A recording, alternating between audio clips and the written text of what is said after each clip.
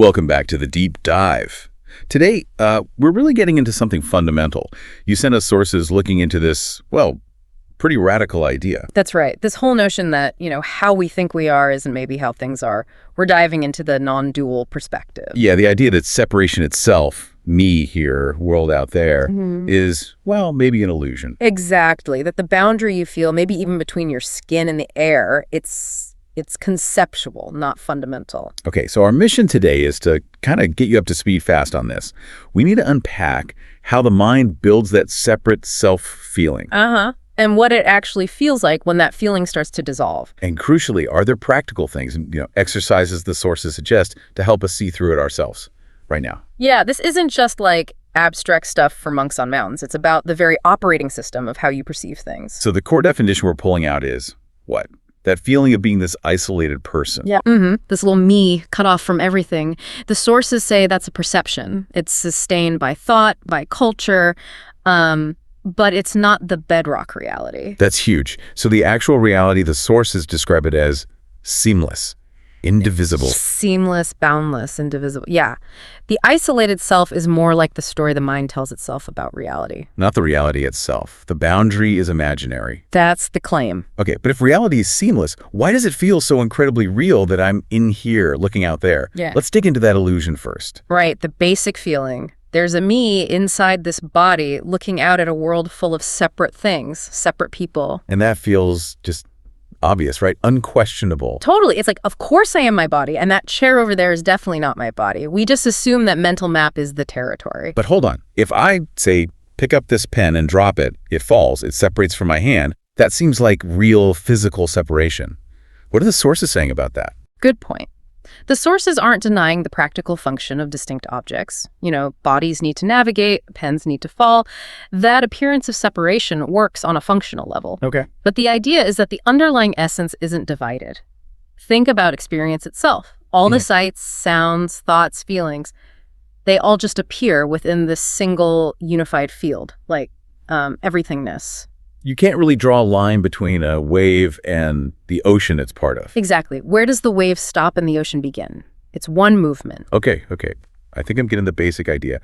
But if it is seamless underneath, how did we get so convinced otherwise? How is this illusion built and, maintained so strongly? Right. How do we build these fences? The sources point to a few key mechanisms, kind of layers reinforcing each other. Layer one. The big one. Thoughts and beliefs. This is the core constructor. Like the constant mental chatter, I need to do this is happening to me, I am this kind of person. Precisely. Those thoughts constantly create and reinforce a subject, I, and an object, the world, or my life, or that problem. It draws the line in the sand, mentally. And beliefs give it structure, like believing we are separate individuals who have to compete or survive. Exactly. Beliefs lock that subject-object split into our whole way of operating, even our sense of purpose. Makes sense. But it's not just inside our heads, is it? Mechanism 2. This one feels huge. Language. Oh, language is a powerhouse for separation. Think about it. It inherently carves up reality. Nouns for separate things, verbs for actions between them. So just by talking even about this seamless reality, we're using a tool that enforces separation. Pretty much. The grammar itself, subject, verb, object, implies me doing something to that. I, subject, see, verb, the tree, object. Wow. Okay. It makes the separation seem just, built into the structure of how we even describe experience. Right. It makes it seem natural, obvious, even if maybe it's just a convention of the tool we're using. Okay, so thoughts, beliefs, language. What's mechanism 3? Emotions and sensations. These make it feel real in the body. How so? Well, think about fear or desire. They almost always imply a subject, me feeling the fear, and an object, the thing I'm afraid of, or the thing I want. Okay, so the emotion itself posits a separation between the feeler and the felt about. Exactly. And physical sensations, too. Yeah. Especially strong ones, maybe pain, or even just feeling the clothes on your skin. Right. We interpret them as happening to me inside my boundary. It makes the inside versus outside feel really visceral. Solidifies that border. And then there's the really subtle stuff, the frameworks holding it all together. Time and space, mechanism 4. Right. You mentioned the sources call these mental overlays. What does that mean? It means they aren't necessarily inherent properties of reality, but structures the mind projects onto it to make sense of things in a linear spatial way. So time creates the story of a continuous me moving through moments. Past, present, future. Yeah, it strings experiences together into a narrative with a central character, me. Yeah. And space gives us here versus there, inside versus outside. But without the mental labels, without thinking past or future or over there. There's just immediacy, just this. Colors, sounds, sensations happening now. The labels create the distance and duration. They edit reality, maybe even edit in the conflict that comes with separation. Whoa. Okay, so if all that mental machinery, thoughts, language, time, space, if it suddenly like glitches or loses its grip, what does that feel like? This is where it gets really wild, right? Yeah. When the boundaries dissolve. It can be incredibly profound. And it often shows up first in just basic sensory perception. Shift 1, visual perception. So how does seeing change? The world stops looking like a collection of distinct, separate objects with hard edges. Really? So what does it look like? More like a continuous, interconnected field. Boundaries soften. The tree, the sky, even the sense of your own body, they aren't seen as fundamentally separate things anymore. It all flows together. Like in a dream, where you might realize everything, the characters, the setting, it's all made of the same dream stuff. Yeah. Consciousness. That's a great analogy. It becomes obvious that it's all one display. There's no separate seer looking at a separate scene. There's just seeing. Okay, wow. And what about hearing? Shift 2, the sound field. Normally, we feel like I am in here listening to sounds out there. A car horn, bird song. Yeah. When the division drops, sounds just arise. They happen within this unified field of awareness. The bird song, the traffic, your breathing, they aren't separate events happening to a listener. There's just sound. Flowing. Exactly. No owner, no hearer, separate from the hearing. And the big one, shift 3, the felt sense of unity. What does that mean for, like, thoughts and feelings? It means they stop feeling exclusively mine. An emotion arises, a thought appears, it's seen as just part of the flow of reality, like weather patterns, not personal property. That sounds peaceful, like dropping a heavy load. It often is, immensely so. The constant effort to protect or manage me just relaxes.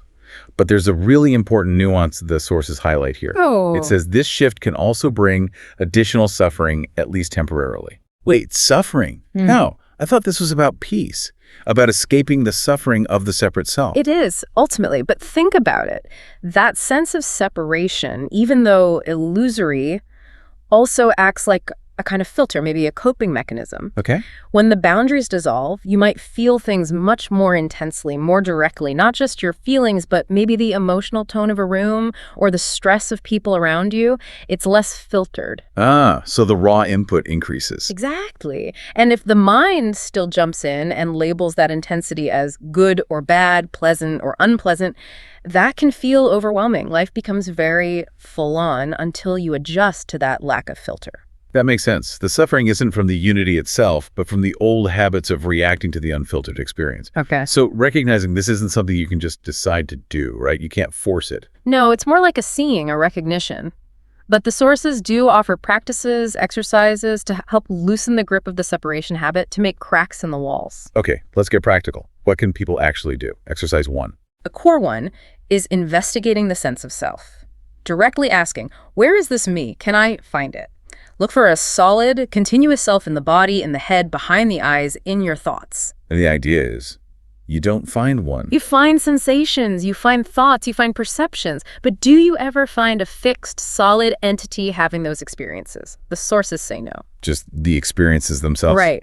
And the more you look, the more that assumed center starts to feel transparent, maybe even non-existent. I've tried that a bit, and honestly, that feeling of looking for the self and finding nothing solid, it can feel a bit unnerving at first, like you're losing something vital. Is that normal? Oh, absolutely normal. That feeling is the resistance. It's the illusion fighting back, trying to maintain itself, which leads nicely into exercise 2, observing thoughts as objects. Instead of getting caught in them. Exactly. See thoughts not as your true statements about reality, but as impersonal events just appearing in awareness.